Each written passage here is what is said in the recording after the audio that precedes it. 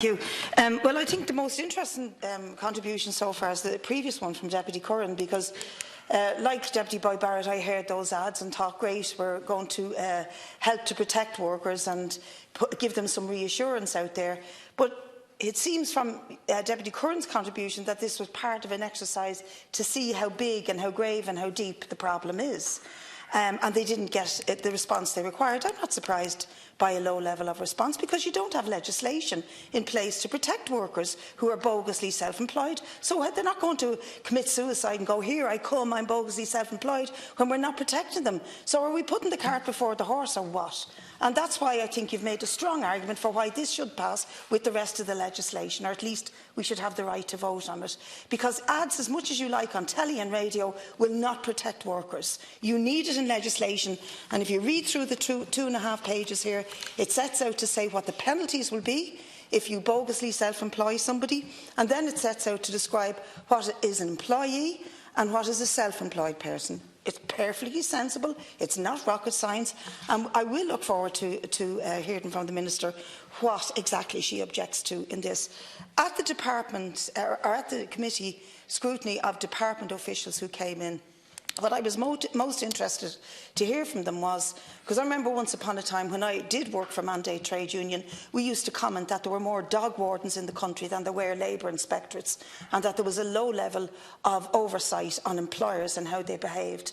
And it was very difficult to win cases in what was then the LRC on employment legislation, because employment legislation, I'm sorry to say, is weak in this country. It is not as robust as it is in Europe, for example, and the best people to ask about that, in fact, are the Ryanair workers who, and one of the highlights for all of us, I think, of the year as we leave it, was, as well as repeal, was the other roar, and that was Ryanair, and the success that they achieved across Europe in forcing a boss who was intransigent, would never, ever have anything to do with unions, called them commies that, you know, lived in a Stalinist era, but was forced to deal with them. And the first people to tell you what it is like to be bogusly self-employed are the pilots in Ryanair, and many of them have been subject to criminal charges in other countries because of the bogus nature of their employment with that company. Now, so I really do think we have to hear clearly from the Minister what she's saying about this,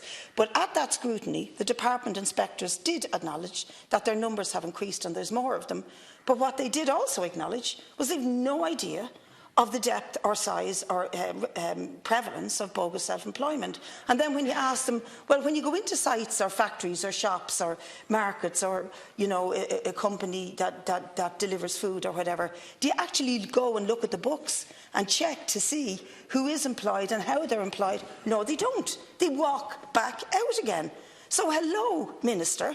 We could have been finding these things out, not through ads on radios, but by utilising the profession that we have within the department to give us an insight into how prevalent this really despicable way of employing people is. We need to know how prevalent it is, but this doesn't fly in the face of that knowledge. It would actually help to protect workers, to allow them to come forward and tell us who you are, what's happening to you, how is it happening to you, where is it happening to you.